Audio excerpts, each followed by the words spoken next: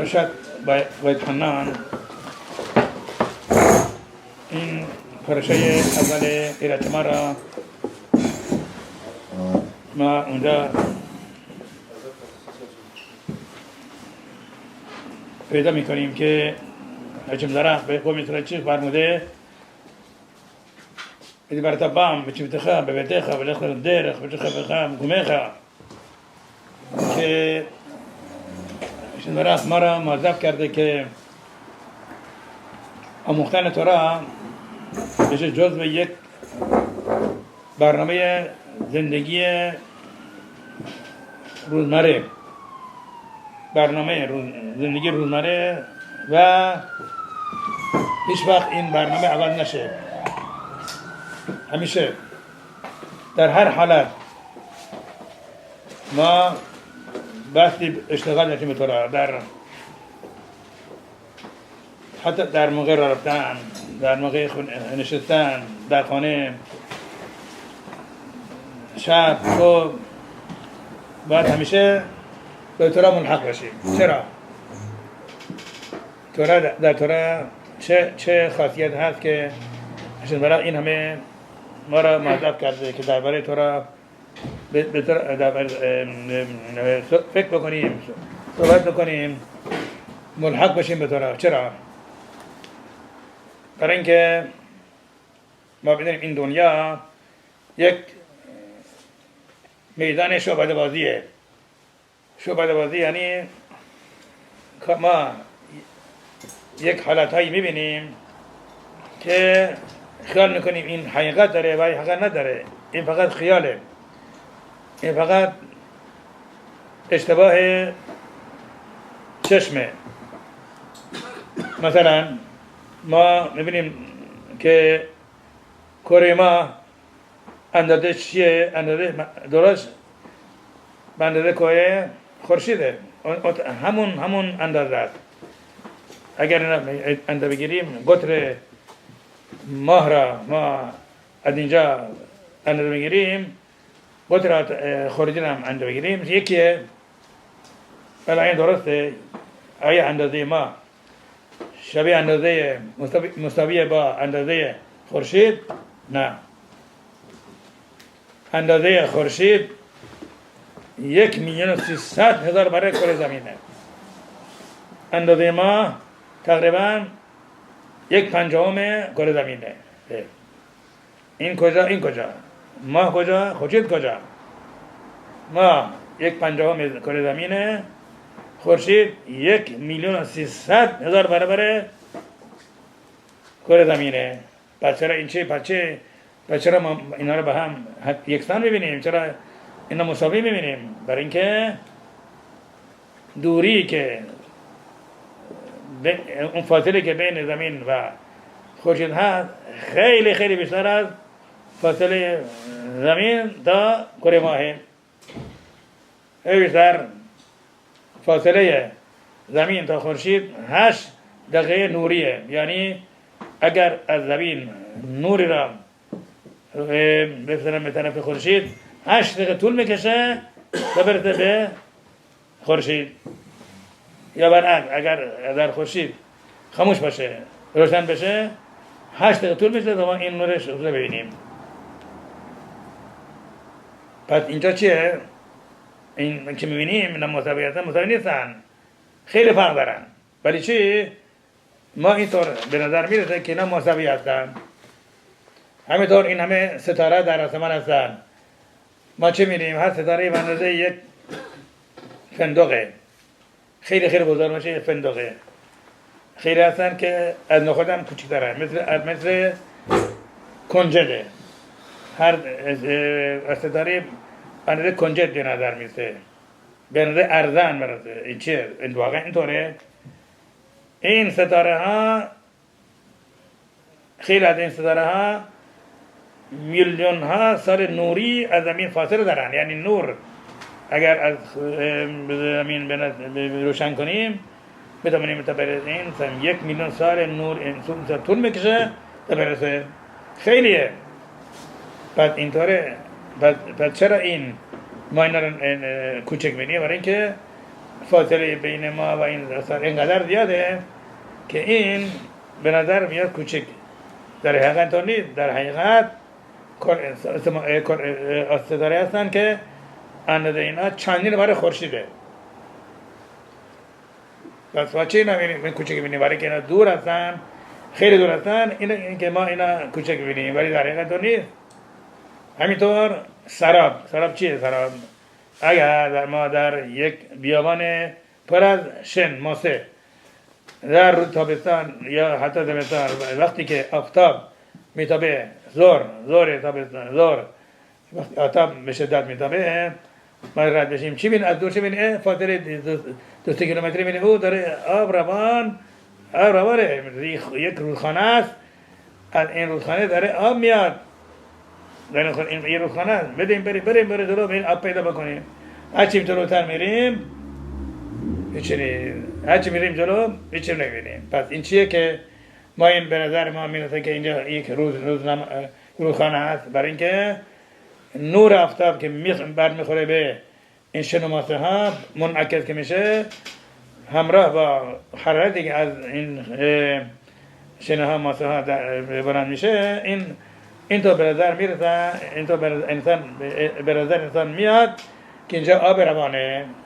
حتی در شهر هم همینطور، ما در زور تابستان از یک جاده رد بشیم، جاده چندین کیلومتری، از دور ما چی میبینیم؟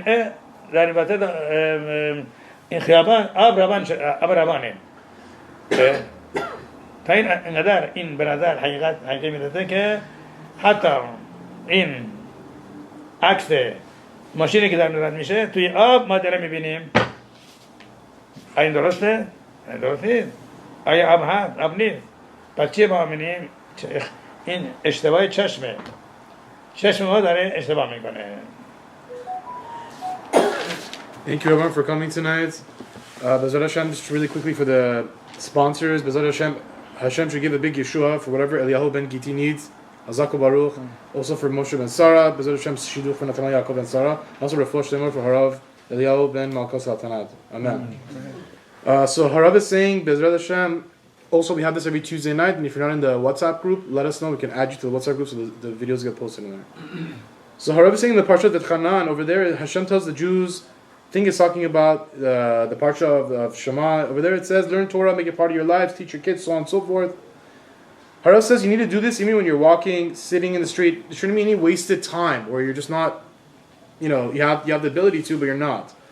In the morning, at night, constantly. So why did Hashem make this such an important commandment to learn Torah and to really, really always be teaching it, thinking it, learning it, into it, keeping the mitzvah? What's the thing about it?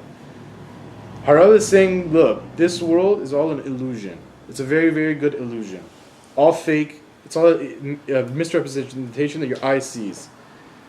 Harav is going to give us some examples. He says if you look from here, you look at the sun and the moon, they look like around the same size, the width. But we all know that the sun is like 1.3 million times bigger than the size of the earth, and that the moon is 1/5 the size of the earth. So when we look at them, they both kind of, within the same distance, they kind of look like the same size. From here, from where we see, without telescopes and stuff. So the reason for that is the distance from the sun to the earth is much further away than from the moon to the earth. So I think Harav said if the sun almost, it's like 8 light minutes away from the earth. So if the sun was to shut off its light and to turn it back on, it would take 8 minutes for the light to reach earth. So there's a lot of things that looks to be, like it looks to be something, but it's really not. It's really wrong. Also, like for example, what we said, the sun and moon, how they're not equal. So the stars also, they look like they're small, little, like smaller than a pea. But many of the stars are millions of light years away. I mean, the distance from here to the sun, those stars, like if it was to turn off its light and turn it back on, it would take millions of years to get back down. So why do we see it so small? Why does it look so? Because of the distance. It's because our eye, we don't know, we get tricked by the eye. We're looking at it looks very small, so we think it's small. I think Harav said even some of the stars are bigger than the sun, I believe. And that's what Harav said too also, right? Some of the stars are even bigger than the sun. But again, it's the millions of years the light distance away, so the distance makes it look smaller. Anyways, also Harav said, I forgot what the word for this is. You know when you go in a desert and you see like water reflection on the asphalt? What is it called? Mirage. Mirage. You see a mirage on the floor. I thought that's the word for it. I thought there was another word. Sarab. In Persian it's called sarab. Sarab. In English it's called mirage. When you're in it's like, for example, another illusion that hits the eye. Whenever you're walking in a desert and you look from distance, when the sun is beating on the sand, you look down, you see, wow, you see waves of water, which looks like to be a water. You even see reflections in it. So you go closer, you see, there's nothing there. Another illusion on the eye. Also, this happens on our streets, in asphalt. You go to a wide enough road and the sun is beaming down. You look. It looks like there's like a water, like a river or something. You even see if a car passes by, you see the reflection of that car in that what seems to be water. The second you go closer, you see there's nothing really there. It's all an illusion of the eye. Why does this happen? Because the sun that hits it in a way, because the heat of the ground and the sun, it gives us that illusion.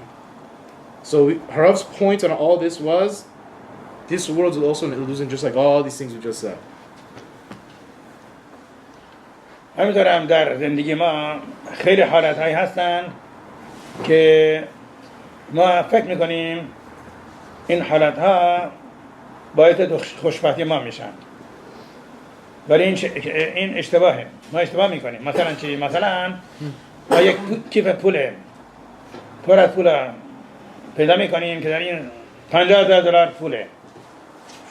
ما یه سر چه میگه سر این پول بردار بری تو جیبت، ببین چقدر میتونی خرج بکنی، چقدر خوراکی بخری، لباس بخری، ماشین بخری.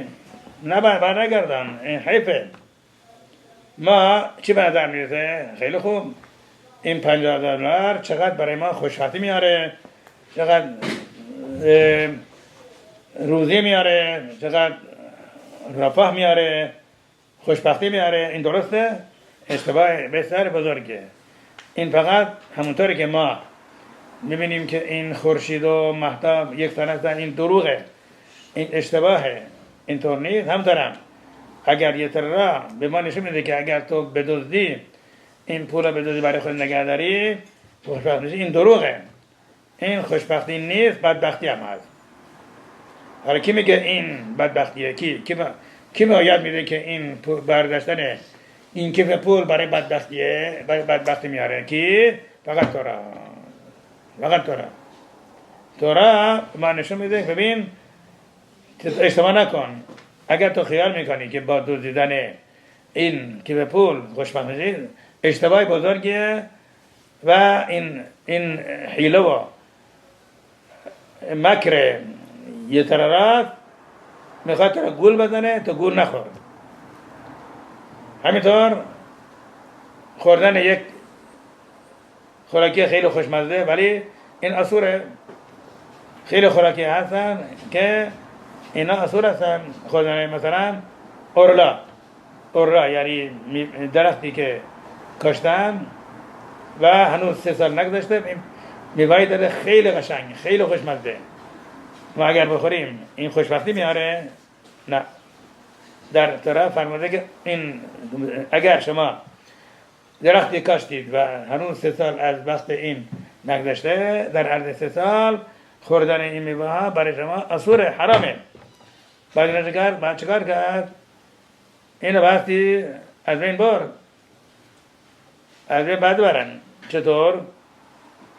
این اونایی که در اسرائیل یا شاید اینجا هم باغ میوه دارن، بوستان دارن، وقتی که اینا شکوه میدن، اونا میشکوه رو میکنن که دیگه از اینها هیچ میوه در نیاد.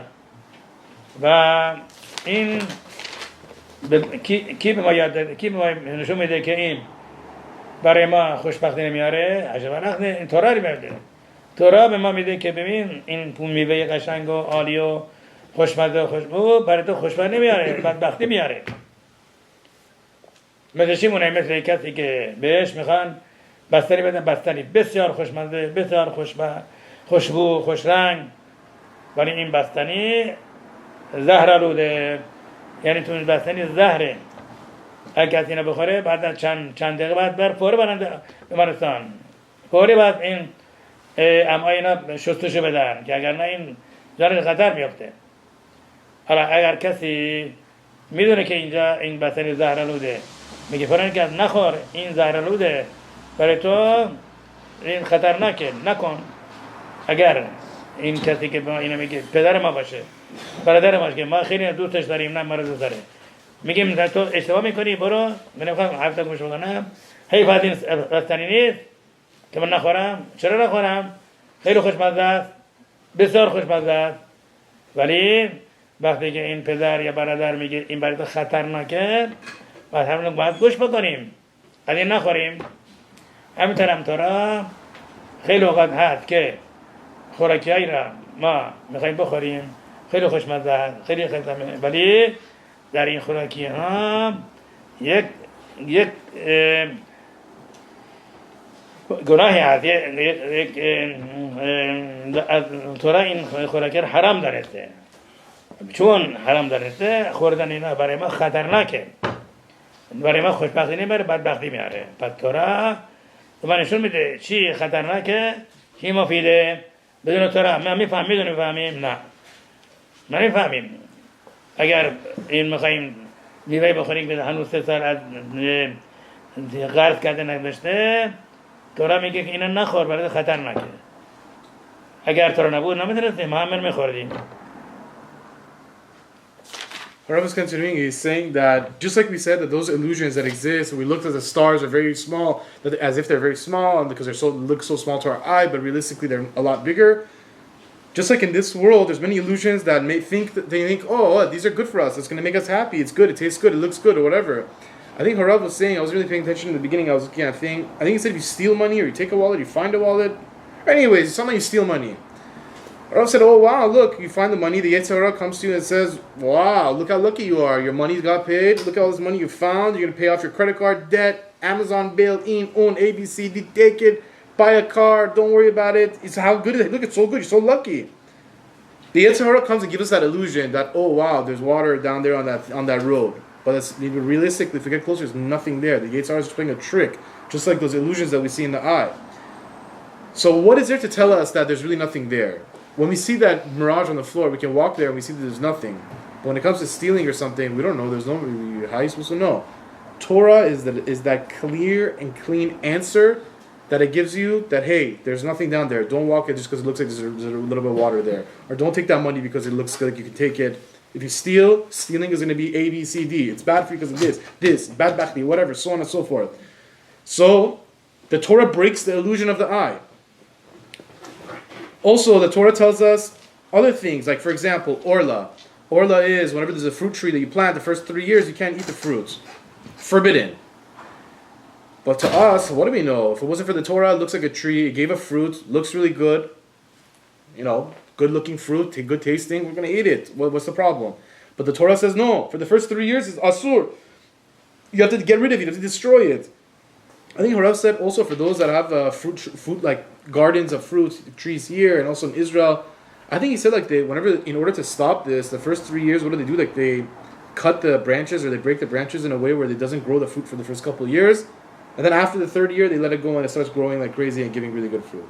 But regardless, Torah is the only one who warns us about the dangers and tells us that all a mirage, is all fake. Don't fall for this, what seems good to the eye.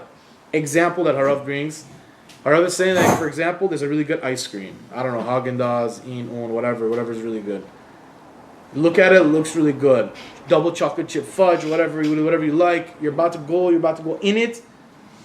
But then your dad and your brother come and tell you, someone who you really trust says, wait, don't eat that, that's poisonous. If you eat that ice cream, what's going to happen is there's a little poison in there that after you eat it, you're going to have to get rushed to the hospital immediately. You're going to have to flush your stomach. And if they don't, you can die. So to us, the ice cream looks bomb. It's like a Haagen-Dazs, this, that, all that. You want to dig into it. But the Torah, like our mother, like our father, like our brother, someone we trust, comes and tells us, hey, don't eat that ice cream. It's poisonous. If you do it, you can die. Or this, or you can go to the hospital, or A, B, C, D. So many times there's also really good looking foods, tasty foods, all that are asur. But to us, we don't know, it looks good. The Torah is the one thing that breaks that illusion and gives you the crystal clear answer of what will be ahead of you if you eat or you don't eat, if you do, if you don't do, if you go, if you don't go. The Torah breaks that illusion. این گفتیم که فاصله ما تا خورشید 8 دقیقه نوریه یعنی چی؟ یعنی اگر ما نور بتوانیم هر ثانیه 300,000 کیلومتر میره جلو. هر ثانیه 300. هر 8 دقیقه 8 در 60 میشه 480. 480 این 480 ثانیه این نور طول میکشه برسه. هر ثانیه چقدر 300,000. ما 480 ضرب 300,000 بکنیم خیلی میشه میلیون ها. میلیون که هیچی، صدها میلیون. ببینیم این چقدر انسان اشتباه میکنه، اشتباه میبینه و نباید گول بخوره. همینطور هم در تورا میفرماد، در تورا نه تنها ما را از من یاد میده که تو را عبادت کنیم، تو را یاد میده که با هم نوع خودمون چطور رفتار بکنیم. در تورا میفرماد لوتی رحیق بخواد دشمن ندار، برادرت را در قلبت و اب طرقا کموخا لوتی قوم لوتی تور انتقام نگیر، کینه به دل نگیر، دزدی نکن، غصب نکن. اینا فقط برای اشبرخ نیست، برای که ما روابط ما با هم نوع خودمون از همه همشهری خودمون خوب باشه، صالح باشه و به خود مردم را اذیت نکنیم، آزار ندیم، دزدی نکنیم، انتقام نگیریم. پس تورا فقط برای اینکه شبان نگه داریم و تبریم میبندیم و آمیز نخوریم نیست. تورا به ما ایجاد میده که چطور با هم خود رفتار بکنیم. اگر همه مردم دنیا مطابق تورا رفتار میکردن چقدر دنیای قشنگی بود، چقدر دنیای صالح بود. دزدی نبود، آدم کشی نبود، انتقام جویی نبود، دعوا نبود، دشمنی نبود، دنیا میشد گن ایدن. ولی چون این موضوع میتوای تورا را انجام نمیدن، اینه که این همه دزدی هست، این همه آدم کشی هست، این همه شپاول هست، این همه دشمنی هست. بس بعد تورا به ما راه زندگی خوشبختانه نشون میده. اگر تو از این راه بریم میرته به زندگی بسیار خوشبختانه. Harav is saying, look, if when we said before, when the distance to the sun was 8 light minutes away, Harav went down into like a whole thing, astrology thing here, that every second is about, I think he said 300,000 kilometers each per second that would take from the distance, and then there's about 480 seconds in that 8 minutes. So if you calculate every second, if it's 300,000 kilometers, how long it would be, hundreds of millions of distance. I don't know how Harav knows all these stuff, but anyways. He gave us a whole breakdown. Anyways, so we see the whole point of this, what is the distance and the whole calculation that Harav gave down is that how much a person can get tricked by the eye, illusion of the eye. So the Torah is what comes, and like we said before, it gives us that it breaks that illusion. Not only that, it only breaks that illusion, it also breaks the illusion of how do we treat each other. We shouldn't fight with each other, we shouldn't speak lashon hara about each other, we shouldn't hold enemies. We should always be good with each other, not only between us and not only between Hashem and Him. That you shouldn't eat this because of me, you shouldn't eat that because of it. No. Hashem is telling you also between yourselves. I'm telling you what illusions look like. You rethink, oh, I should get mad or I can't get mad or whatever, and you let it go and you break that illusion between people. So Harav says if everybody would follow the laws of the Torah, there'd be no fighting, no stealing, no murder, no killing, no enemies, no fighting, holding grudges. All this stuff would go. Life would be Gan Eden. But because of all the sins, nobody listening to the Torah, they go against what the Torah holds. That's why life became like this. اگر کسی خیلی بد اخلاقه، اخلاق خیلی بده، هر کس داد میزنه، عصبانی میشه، دزدی میکنه، مردم توهین میکنه، فحش میده، سر داد میزنه، با هیچ کس خوب نیست.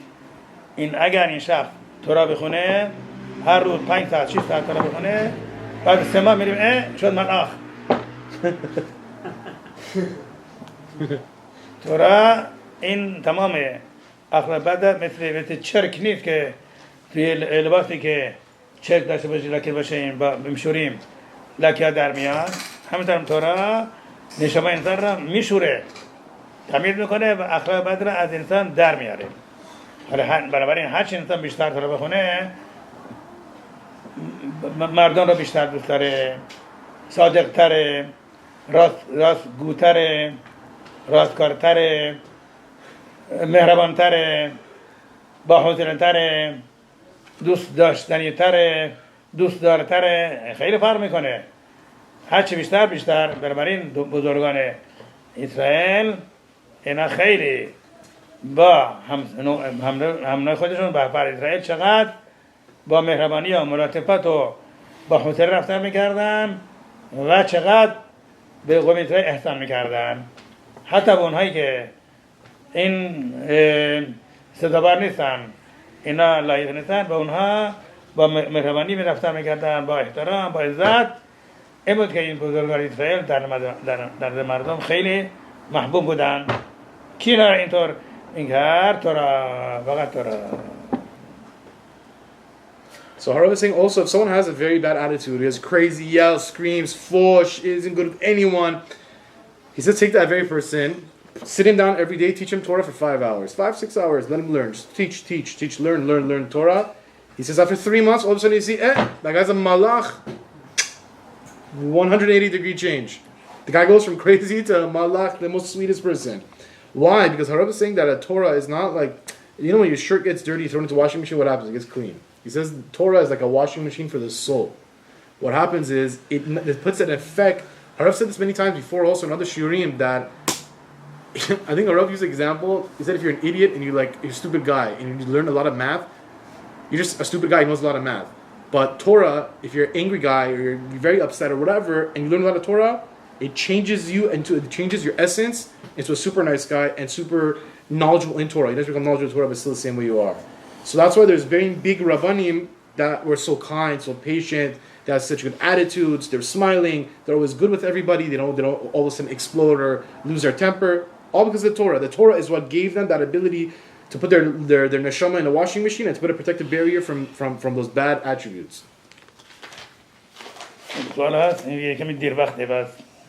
Let's wrap it up. Hopefully, if you guys have any questions, next week.